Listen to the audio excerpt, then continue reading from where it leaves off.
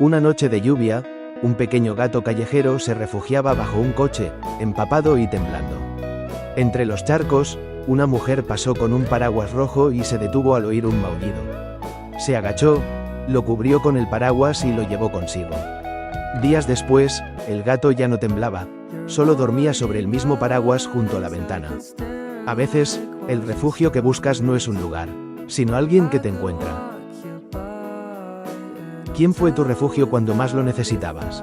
Déjamelo en los comentarios, quiero leerte. Suscríbete, dale like, comenta y comparte para más historias.